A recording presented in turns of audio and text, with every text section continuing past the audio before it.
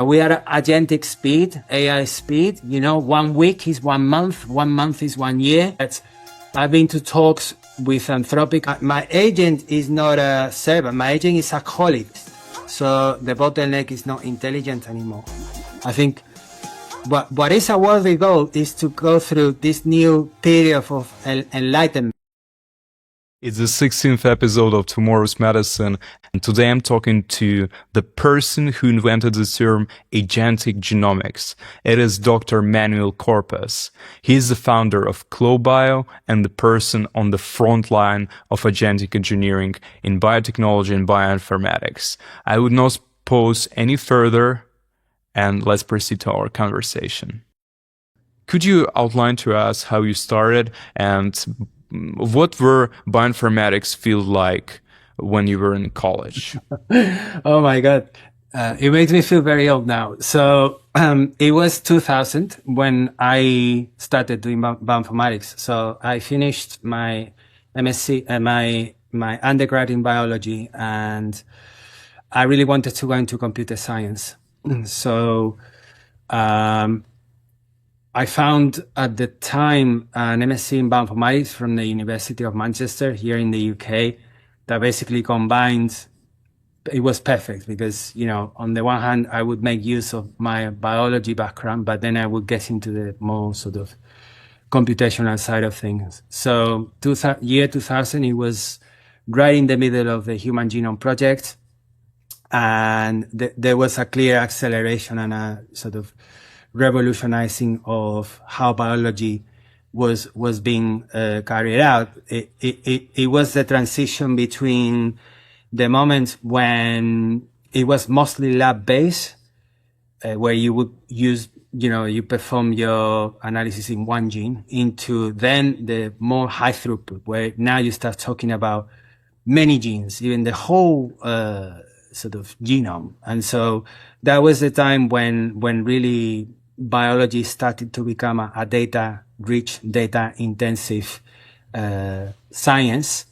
And so I then continued doing a PhD. And so my PhD was part of what is now called a database called InterPro. So you may or may not have heard, it's one of the European Mathematics Institute databases whose objective is to basically classify protein sequences according to their motifs, to their domains. And so by looking at how the conservation of these specific features are across the whole spectrum of existing sequences developed, then you can evolutionarily classify them.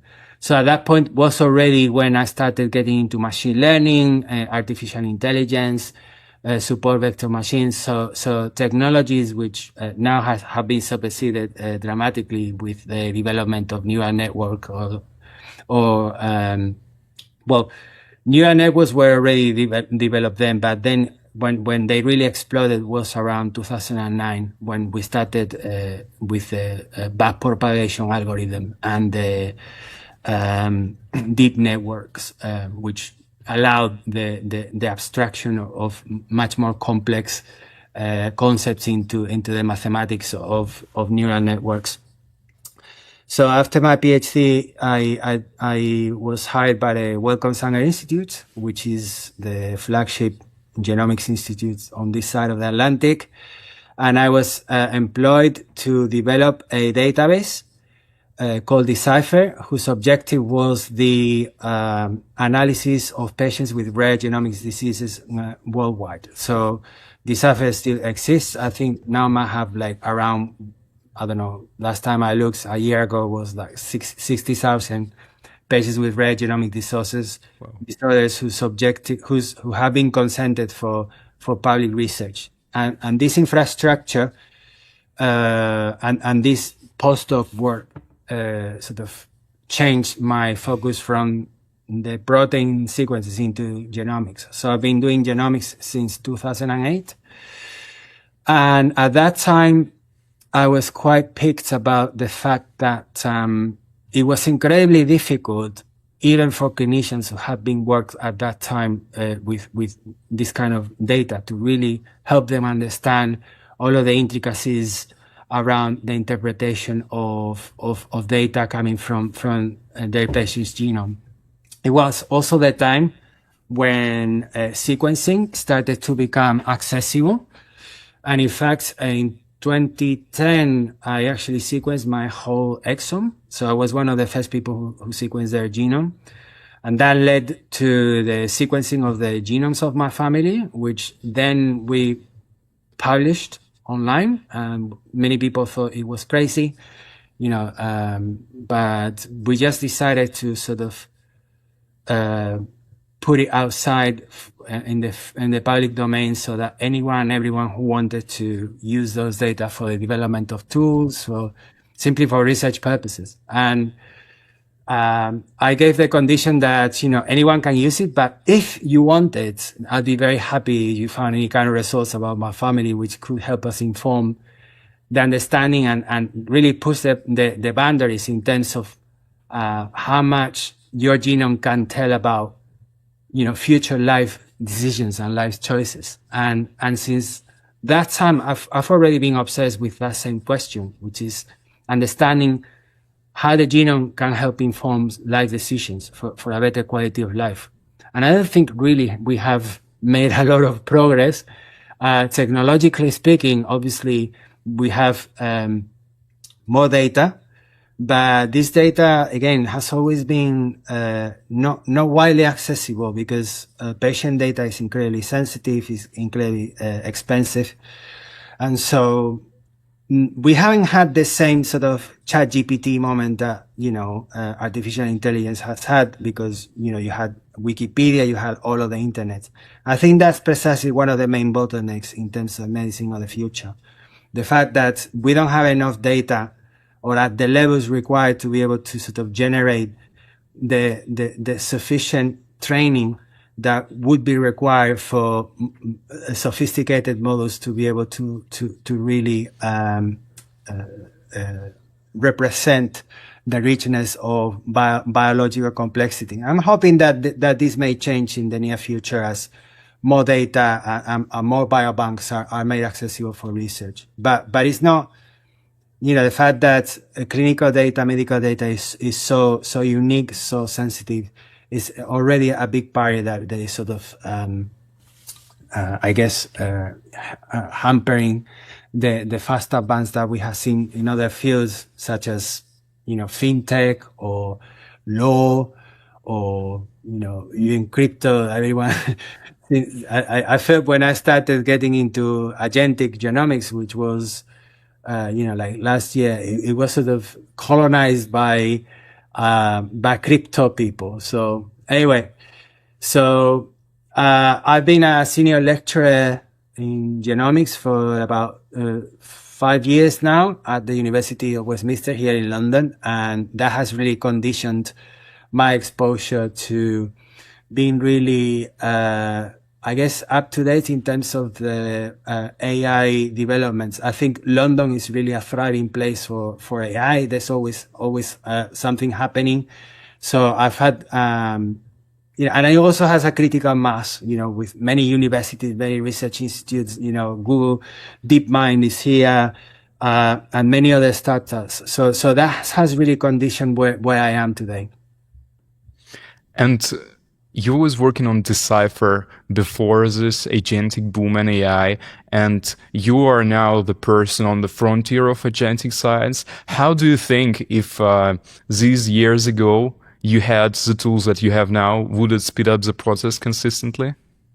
Yeah, but the thing is that I don't think there's a real understanding of the type of usages that agentic capabilities are able to provide. And so right now I feel like in heaven. I'm really, I have all these data sets that I've been accumulating for a long time, but like the ones from my own family and so on, which was quite rich in terms of the amount of data that we had, all of the other projects that I've been working on. But I don't think most people, who are doing genomics really have a deep grasp of where this can take us. And so, I've been frantic, especially since the beginning of, now I would say since I guess for the past 2-3 years, I knew. So one of the things I can say is that I started a program on AI and digital health at my own university, directing a master's degree on that subject, and so that, together with my fellowship at the Alan Turing Institute, which is the national capability sort of institution for AI here in the UK. So that sort of helped me get up to speed in terms of making sure that I wasn't just going to be a passenger. I mean, I knew I was going to drive the process forward. I really want to, particularly on my domain expertise, which is the application of these technologies, particularly around the genomics and health equity aspects. And so I would say, I mean, the thing is that to be honest, for me, what was really changing, apart from the fact that I have the capacity to develop things at a speed which is maybe 10 times faster than it was before, I sort of have built probably an army of agents around me that as they help me with the automation of the many tasks that I've been sort of confronted on a daily basis. And so for me, making sure that I kept up to speed hasn't mean that I actually kept with what the developments have been for the field. Because I mean, every week there's a new model, there's a new harness, there's a new tool, and it's absolutely impossible. And I think everyone feels that way. And in a way, that sort of being on my own is what actually motivated the development of ClawBio, which is the open source biodomain library of skills for agentic AI. And what a lot of people don't see about what I've been doing is that it's not actually as much as, I mean, of course, it is about the technical developments and the capacity and the capabilities and the fact that, we have a set of tools which and a platform that, potentially is useful for many people. But I think it's also this community aspect, the fact that I can't keep up to date with everything. But if we have now a community of people who are experts, who care about, how the sort of agentic revolution is going to be invented and developed moving forwards within the bioinformatics / omics realm, that's the best possible way of really surviving the tsunami we are all in. And I feel it's, first of all, thank you for the comprehensive overview. And I feel it's a great moment to clarify the terms, because maybe someone in the audience is not familiar. How would you describe agentic genomics? People probably understand for now what agentic means, and some people understand what genomics means. I'm sure not all. And what are this combination of words, in your opinion, should convey to people? And what is the second sub-question? When was this light bubble, when you understood that agentic genomics might be a thing and you started pursuing it? So, agentic genomics is the use of autonomous AI agents powered by a large language model and operating within a domain-constrained skill library so that they can discover, plan, execute, and iteratively refine multi-step genomic analysis, where the agent exercises runtime decision-making over tool selection, parameterization, and error handling, as well as output evaluation. So that would be the sort of formal definition. But if I put it in simpler terms, is this idea that a harness that you may have, Claude Code or a Codex or any of the current sort of layers on top of the LLM that allows you to autonomously and sort of in using natural language typing English basically on the command line. It's going to be able to interpret your intent, and it's going to basically solve a task without you having to actually do any of the programming.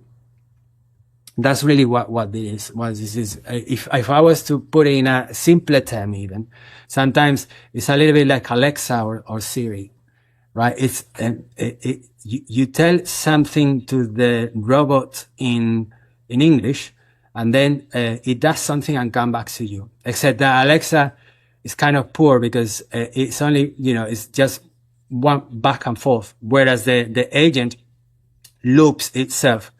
So it's going to decompose your intent into a number of tasks that is able to sort of ascertain based on the context and the training that it has. And then it can execute complex workflows in an automated way. It can sort of trace back its steps if there's an error. And so it can do a lot of the things that a developer could do before, but now in an automated way. And when was the time that you understood that it's possible that current LLMs are on the level to fulfill the tasks you need? Was it after GPT was released? No, it happened really when I got into Claude Code, which was last Christmas. A year ago, okay. Having a number of inflection points. The last one was really last Christmas, when suddenly, and it wasn't just me, I think it was for many of the top leading AI voices, where there was a little bit of time, holiday time, and then people started tinkering about this thing that allowed it to sort of work with powerful models. So you had to have the what we call the harness, which is the layer on top that goes on the LLM, which allows the sort of loop aspects and then the sort of internal mechanisms for the robot to act in a series of workflow actions. So you needed to have the harness. In this case, it could be Claude Code. But then you also needed to have the model to be powerful enough to allow the sort of reasoning behind for it to happen, so that it could execute these complex tasks and understand the intent in a sophisticated way. And that's only happened. The earliest people who would have worked on that would have been around November, which was in this case, for instance, I can think of Peter Steinberger, who developed, I think it was called Claude. He had a number of names, and it ended up being as OpenClaw, which was it was basically the pipeline to help you interact with the LLM through different channels. So you could now then talk to your agent via Telegram, via WhatsApp, and so suddenly it became something that you could be running 24/7, and it would, you could add its own soul, so it would have its own personality. And so at that point, especially from November, December, January, that was when, in my opinion, when we've had the last sort of big inflection point. And that was when Anthropic stopped being a sort of underdog, and then suddenly that everyone then realized, wow, Opus, the things it can do, and it can do it automatically, and it's going to do this super complex reasoning. So that was the time when, and it's kind of really incredible. I mean, it's not even having a year and it's transformed the way I work, and it's going to it's transforming the way any digital work is happening. And it was very clear by then that this thing, could and should be applied to bio. And so I presented this for the first time in late February. I presented ClawBio as a library for reusable skills. And by skills, I mean like self-contained context that agents can discover and reuse for performing these automated tasks. So I presented it at the end of Feb at the London Bioinformatics meetup. And I was absolutely surprised because, the London Bioinformatics meetup has people from the top scene in the UK, in London. You have people from the top pharmaceutical companies, from the top universities, global leaders. And nobody knew what Claude Code was. Wow. And it was like, oh my God, I'm on my own here. And so at that point, then the next week, I joined the AI agent hackathon, Agentic AI at Imperial College London. So it's the biggest hackathon on Agentic AI in Europe. And then I presented ClawBio. Yeah, there were hundreds of groups for the hack. I presented Claude, and it won the gold medal. It actually won the hackathon. I've never won anything in my life. And I thought, wow, I'm onto something. And since then, the growth of ClawBio has been exponential. And I get these people now contacting me from, I don't even know who they are. I get all of these people contributing code because there's nothing like that. I think that the main sort of advantage that ClawBio has is that although I'm sure there are other companies who are doing agentic stuff, there's nothing open source. And so here we are, I somehow, I'm this unlikely person who somehow seemed to be, a couple of months ahead of where the curve would start inflecting. And that's what's being, maybe I'm not saying that I might be that way in a few months, but I can tell you that I've been to talks with Anthropic and with other big frontier labs. And definitely what we are doing right now in terms of agentic genomics is definitely it's certainly a few months ahead of what they are talking. Maybe they might be talking internally, but publicly, I believe that this is ahead of the game right now. And so for me, I need to capitalize on this moment because, we are at agentic speed, AI speed. 1 week is 1 month, 1 month is 1 year. And so I've been trying to cope somehow with this new way of doing things. And I think today has been a culmination with this first paper ever on a top journal on agentic genomics. So I think, and I'm hoping that this new paper will be defining for the field. I think that 1 week is 10 years now. I'm a computer scientist by training, and the stuff that I can achieve now is just mind-blowing. And speaking about why you were on this wave, I think it's a combination of the right skills, because you were working in genomics. It's not that you learn genomics in 1 week. And the second, that you were in the right places, you said. I know London is a great hub where many science and biotech projects are happening.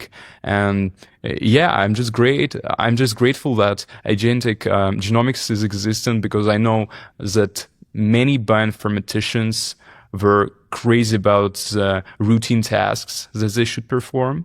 And many even top people were doing some stuff that is probably automated, by Indian freelancer, and they were doing it. And right now we can off this load to the agents. My next question for you is, why does it matter? why does genomics matter? We can pose even these questions. What scientific research done with the help of agentic genomicists and these systems can bring to the world? It's a deep question, actually. No, I think what I always say is that, and what my own personal strategy, I don't have to actually. The questions are the same. What's changing is how you do it, and I always say that the way to get into this and is not by trying to find new problems. You're already working with the problems. It's just that now the thing is, how do you do what you were doing before, but now in an agentic way? And that's what I've been doing again and again. And, first I started with pharmacogenomics. So, because pharmacogenomics is a easy tractable problem. So you have a mutation, you're going to have a phenotype. Full stop. So you don't have that, then you have that. But there's a black or white, and an easy way to validate it, because you have the CPIC guidelines, which is an international society for pharmacogenomics that tells you very clear criteria. And so those are the low hanging fruit where, you already know, what the correct answer is. And so then if you test your particular, problem, then you can easily know whether the agent workflow has worked correctly or not, because you can benchmark it. But where the real sort of challenge is when there are no sort of clear benchmarks. Say, for instance, variant calling, or even I mean, there's a benchmark for variant calling using, for instance, genomes in a bottle, but it's not. It's kind of not very. Just you have very few genomes. Anyway, more on the interpretation aspect. If you are trying to sort of interpret the actual effects of any given variant, it's not a black and white answer, and it's very convoluted, the type of criteria that there are, and so on. And it's very difficult to really have a sort of publicly and openly accessible standard gold truth, which then you can benchmark against. So I think that's the sort of where the future is going to go. So and it's going to be jagged. So for some things, agents are going to do really well, particularly if you have well benchmarked, well standards of truth. For those part of the genomic world or omics or bio work where it's not sort of clear what the right answer is, that's where there's going to be a lot less development. So I think, and of course this is a new way of thinking, and so the level of specificity that is required for this incredibly heterogeneous and the diverse set of skills required for any kind of bioinformatics pipeline is never going to be captured in any of the generalist models. They'll be really great for reasoning, but when you get into the real deep sort of expertise domain, that's never going to be captured, and that's where I see the opportunity, and where I think that we are right now in at the right time for people to be able to join and to hopefully build on those very sort of specific thin but deep expertise. And how many people are working on ClawBio right now, and how many people are using ClawBio? Can we get some numbers? Yeah, so I mean, it's completely open source. It costs me money. I mean, I think right now, by my last count, there have been 43 people who have contributed code. Mm-hmm. And it's been downloaded cloned, should I say, around 5,000 times a week. Oh, wow. It's a great number. Actually, considering that it started in March, really, when I made it public. So it's only been like 4 months. it's again, it's agentic speed and exponential growth. Was it growth right from the start when you published? Sorry? Was this type of growth the same right when you published, or was there like a plateau? No, there has, it's been a little bit like ups and downs, and it follows, if I am giving a big hackathon, or, if I put something on LinkedIn that suddenly goes viral, I wrote this book on Agentic Genomics. I've seen it. And then suddenly, so it has some peaks, but, I found quite stable. So it's always around 4,000 to 5,000, sort of downloads. And, I've never built anything like that before. And you said you were inspired by OpenClaw founder, and I've seen on the LinkedIn, I believe, that you met him at some presentation at Imperial that he did. Did he give you some advice, and no, was it some no, interaction? He was too famous and busy. So he was, Peter Steinberger was, he was based in Vienna and London, somewhere in between. Now he's also a lot of the time in San Francisco because he's working for OpenAI. OpenAI, yeah. But I've been at a number of events where he's been around, and I've been listening to him, but I've never had a proper conversation with him. But, he was around and said, "Oh, Peter, can I have a picture with you?" It's like me attending some Bitcoin conference. Yeah. So this agentic speed, and it brings us to the second part that I wanted to talk about, which is the wrong scaling. Because right now agents are scaling anything that people do, and health, bioinformatics, genomics data is very inequitable. It's a huge topic on your research that about 86% of data is with European ancestry. And then my kind of next thought that these agent systems even exacerbate such an inequity. How can we deal with it? And what are the biases that you're currently seeing? So agents and AI in general, so they amplify everything. Yeah. So it starts from a base which you have to imagine, and this is something, it goes a lot deeper than the actual data that we are dealing with. If you think about the scientific enterprise, in the past, let's say since the Industrial Revolution, where has it really happened? Until very recently, it's been Europe and US. And so there is this traction that has gone for decades, even centuries, where the people start, what are the best known diseases? Well, the diseases that affect the global West.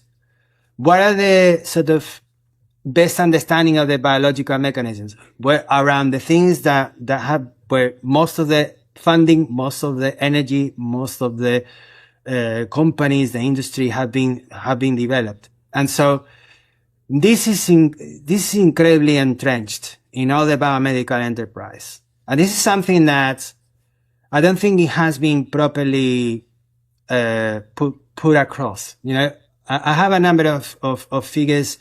You think about, for instance, clinical trials. There's around, in the clinicaltrials.gov, there's around 500,000 clinical trials. And you basically then compare the number of clinical trials associated to specific disease. And then you classify them whether these diseases are predominantly from the global north or the global south. And the disparity is breathtaking. Then if you look at even just the sheer scientific literature that is the body of knowledge, you can look at something called PubMed, which contains all of the biomedical research that have been published since the 50s or something. And again, the body of knowledge is incredibly well developed for things that are from these particular countries. And then the further you go from those countries, then you have diseases like, I don't know, leishmaniasis or even malaria, and until very recently COVID, where basically the connection between the language that is being used in those publications for type 2 diabetes, for sort of industrialized nations diseases, this is incredibly well connected. And so you have this sort of situation where, let's say, you develop something for COVID,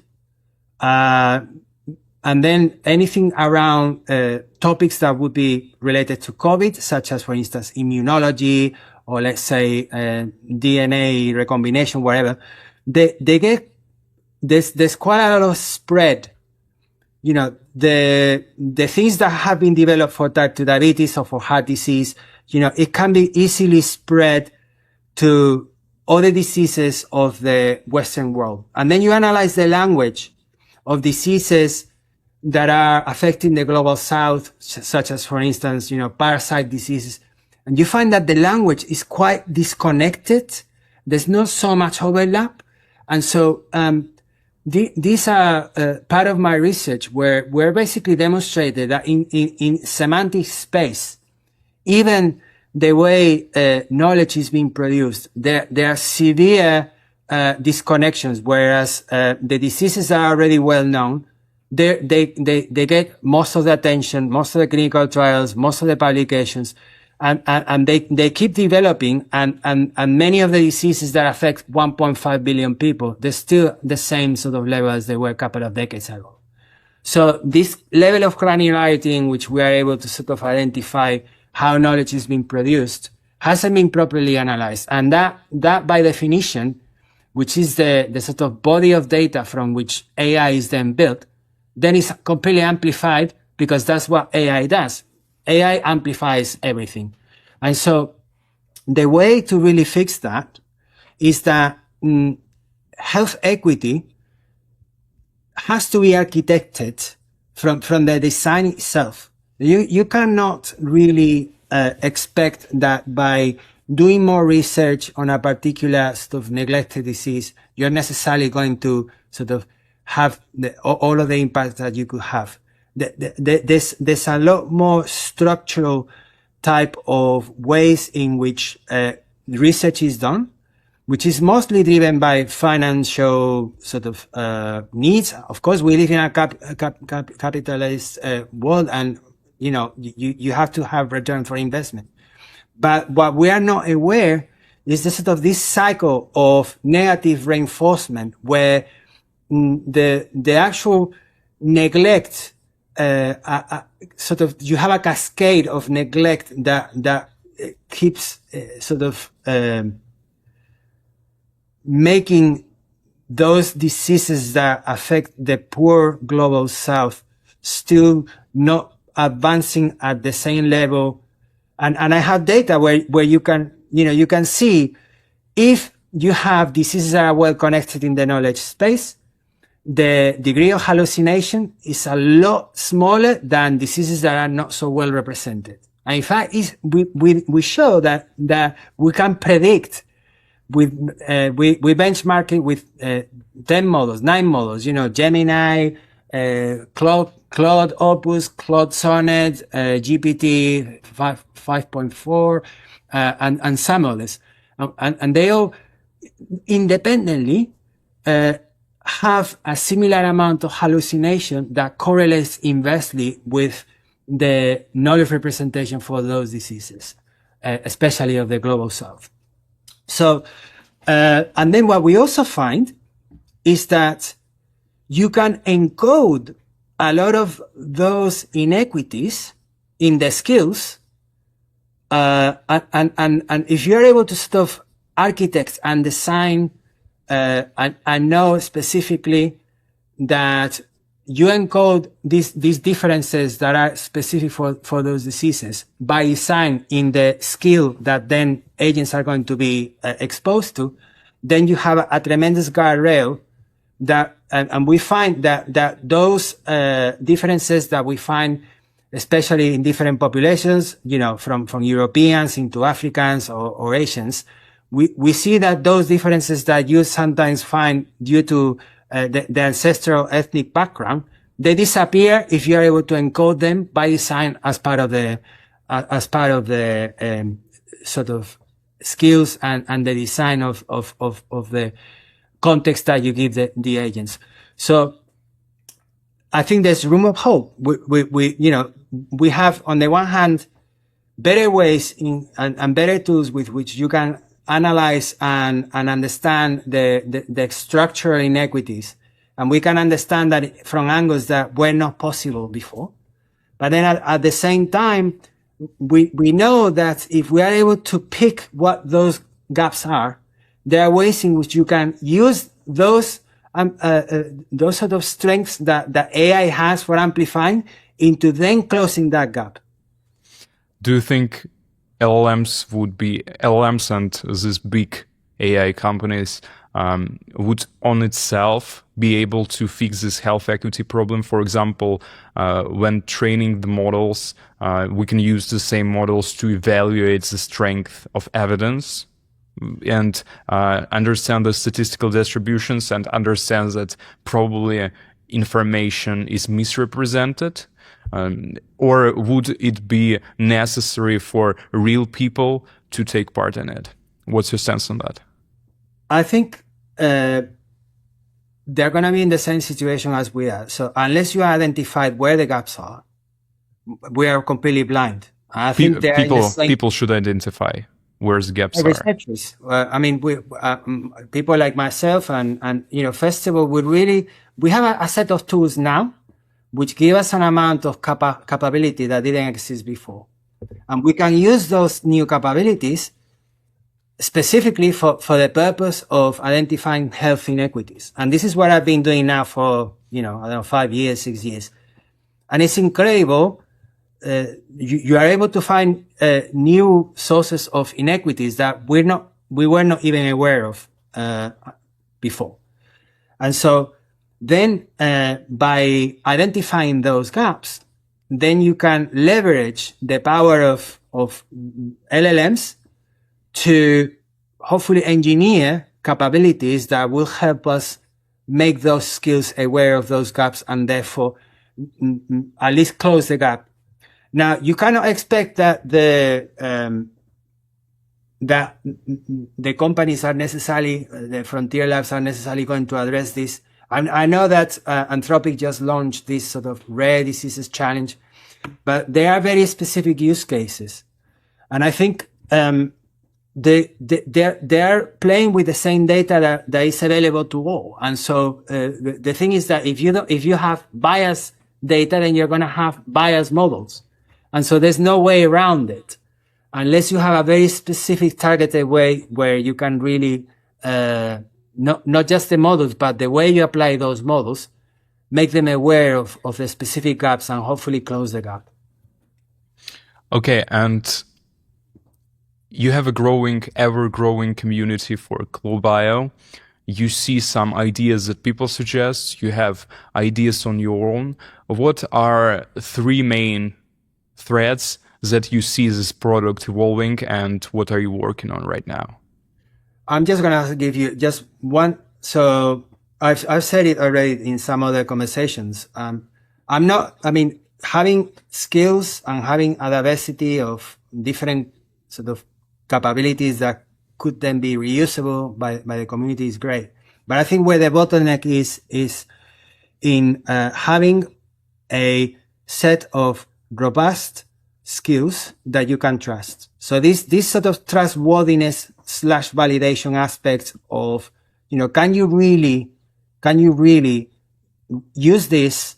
Let's say imagine that you're a hospital or you are a pharmaceutical company, the stakes are huge. So how can we really be in a situation where we feel confident that this agentic thing are going to perform in a way where the error or the hallucination is not 99%, correct.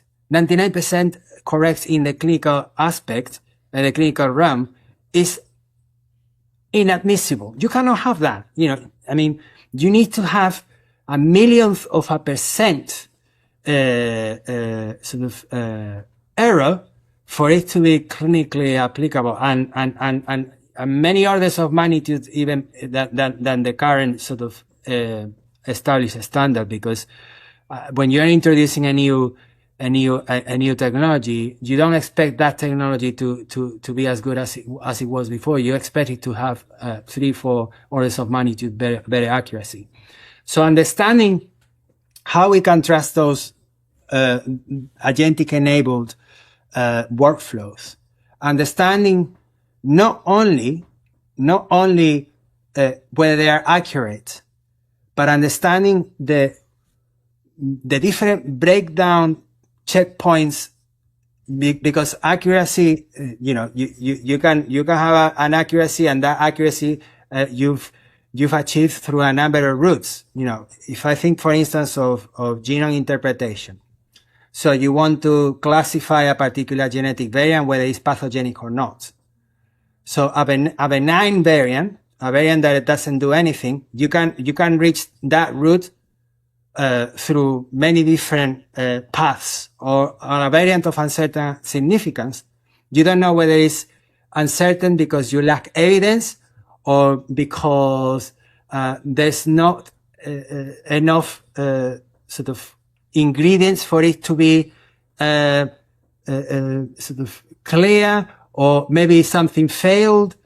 So it's not just about understanding the accuracy itself. It's about having the granularity of all the different components that then give you the final number of accuracy. So that decomposition of how you arrive to the specific result, in a way, not just that is validated, but also auditable, traceable, reproducible, and it can be inherited. That's where I think the real future is, and that's where I'm going to spend my energy for a long time moving forward. Do you think it would be a long time? What's your time scale for reaching some, maybe not the grand milestone, but the closer milestones? Is it a few months in which... Next month. Well, talking about agentic, it has to be next month. Next month, I will have something. I'm not saying I'm going to solve all of the problems, but again, I think it's this question of picking, and this is where the real strategic thinking comes. It's the number of problems you can work with is incredibly diverse. So pick the problem where, most of the people in genomics, they're interested in, i.e. variant interpretation. Everyone wants to do variant interpretation. Hospitals, researchers, and it's a hard problem. So that's the problem I pick. And that's the problem where I'm hoping to have a solution the next month. Great. In 2026, it may be a personal question, but do you run your agents 24/7? Which codes, ClawBio and so on? Yes, and I've had a number of surprises. I'm completely broke. That the pipeline broke something, you mean? No, I think poor. I've spent a huge amount of my money. Okay. Like, for instance, I ran out of subscription credits. I did the other day. I kept... So I had an agent working for about 3 days non-stop, and then I thought it was going to do something really great, and then I had to discard it completely. But then, it's part of the game, I had to be, and this is why I guess part of my secret ingredient for being successful in this, I was very quick to spend my dollars, get the subscriptions, I wasted. I spent a lot of money, in credits, trying this, trying that. And I already have assumed that, you know, maybe 80% of all the money I spend is going to go to nothing. But then I get all this experience. Then I start understanding how the different harnesses work, how the different models charge, you know, what, you know, sometimes I was spending like $60 a day just on all of these things. And I had to stop. Sometimes I've had the situation where I had agents, spiraling, and you know, suddenly I see like £500 going out of my account. So it was having to stop everything quickly. And it's all experience. And I think the fact that I've been able to spend that amount of money, and I was about to tell you, in finance, we have time value of money. Dollar tomorrow is valued more than, no, dollar today is valued more than the dollar tomorrow. And in AI agents, it's completely reversed. Like what impact $20 Claude subscription gave you a year ago is incompatible with this $20 that it is giving you right now. And it's crazy. So I got token conscious, if we can say so, and I'm truly thinking maybe when Fable came out, I'll test it. And I've postponed even some of my projects to wait for the newer model to allocate intelligence better, because when I started using Claude Code, it was also a year ago, similar to yours experience. Let's be honest, it was so much dumber and it couldn't do many things, and I've lost also pretty much of credits on it. And yeah, it's just weird paradox in AI that you have not increasing value in time, but decreasing. Yeah. Many of the paradoxes that we are now confronted living in. So, but you know, if you want to be 6 standard deviations ahead of the curve in terms of adoption, you're going to have to spend your money. You're going to have to spend your time. 100%. And I'm seeing that you're building a media presence. Is it your intent to just get more people to know Agentic Genomics and your project ClawBio, or were you doing it before you started working on it? What's your stance on media presence? I'm personally interested because I'm also trying to put my work out on the internet, and just love to hear your story. So I think my goal is to be the person who defines how agentic genomic interpretation gets trusted. And I guess unless you really are able to ship products, things that add value, you're out. And so I used to be one of those who, again, in the social media years, you know, I had my blog. I had one of the first bloggers in my field. I also have my YouTube channel. You know, I have to be on everything. Then I've come to realize that now I don't care so much to just have mere presence, or, you know, put pictures or say, oh, look, I attended this, I attended that. Now I am more of someone who says, you know, here's a powerful deliverable, you know, like this article, here is this tool, or here is this new cool functionality that I've been able to do that wasn't possible before. So I've changed a lot in terms of how I publish things. So I just don't put things that say, oh, hey, I'm showing off this particular, oh, I'm here, or look, I'm so famous, or I'm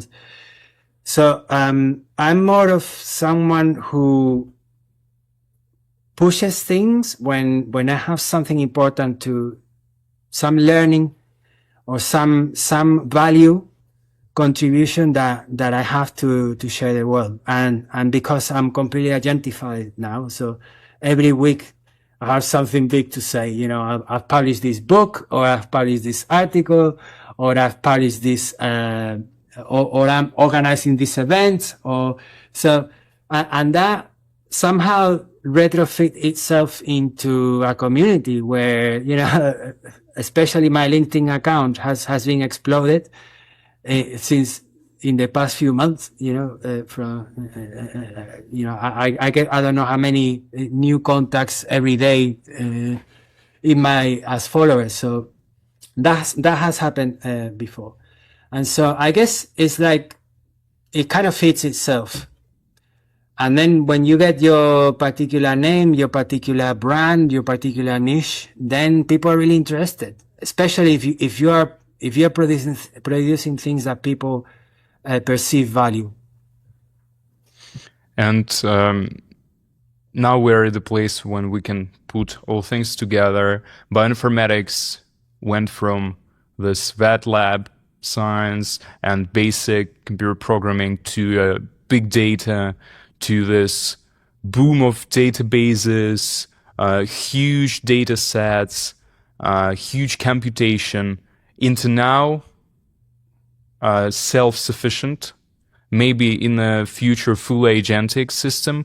And our challenge is to make sure that it provides necessary health equity, that it is validatable, then it is trustworthy.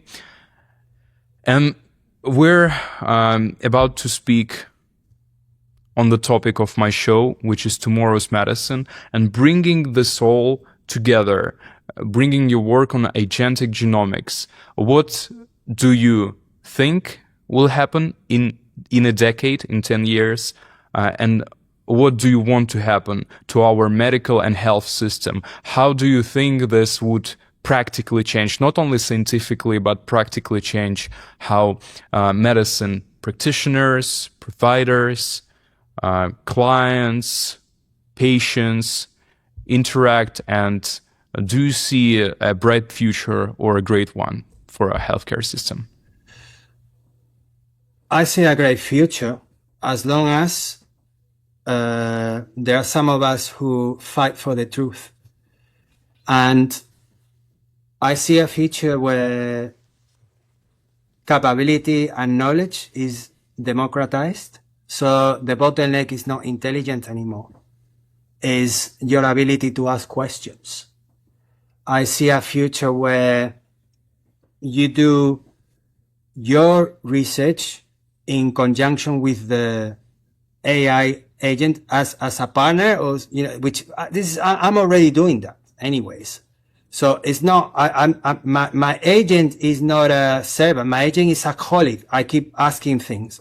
We go back and forth. And so you have this sort of symbiosis between the human point of view, which has this sort of nuance of the real world that I don't think that AI will ever capture. AI will be able to sort of mimetize, you know, mimic human intelligence and go much beyond, you know, the processing that is able to hold, you know, a billion token context windows and things like that. So they'll be able to do a huge amount of thinking that we will not be able to do.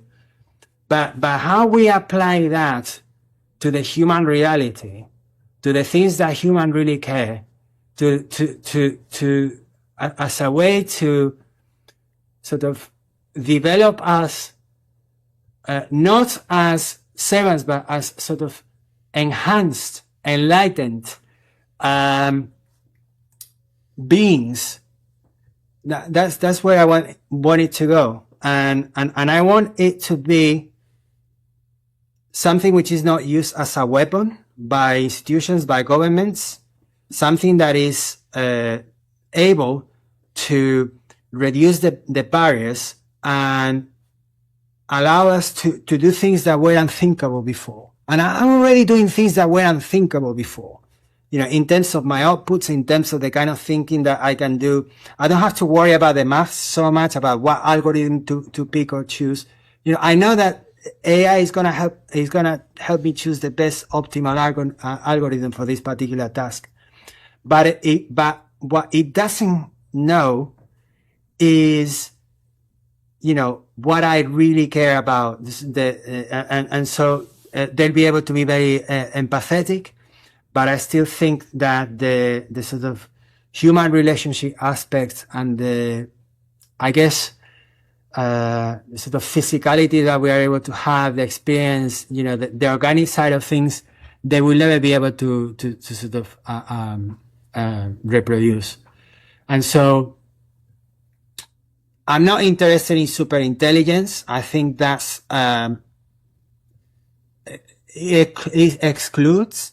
And what happens if you have Down syndrome or people who have disabilities? I don't think superintelligence is a worthy goal. I don't think that superabundance is a worthy goal. I think it's selfish. I think what is a worthy goal is to go through this new period of enlightenment, super enlightenment, where we're able to achieve a new growth and understanding that makes us more human, that makes us more complete, that is able to help us understand our nature, our physical nature, our spiritual nature, our emotional nature better than ever before. And that's the goal I want, and that's the goal I'm going to fight for. Thank you very much, Dr. Corpas, for appearing. It was a nice episode. I took a lot from it, and it was great to talk to the person who is on the frontier. We'll definitely follow what's the future of ClawBio, what are its developments, and once again, thank you for participating. My pleasure. Everyone, it was 16th episode of Tomorrow's Medicine. You know what to do. Subscribe to Dr. Corpas, subscribe to myself, leave a comment, share with your friends, and see you next time.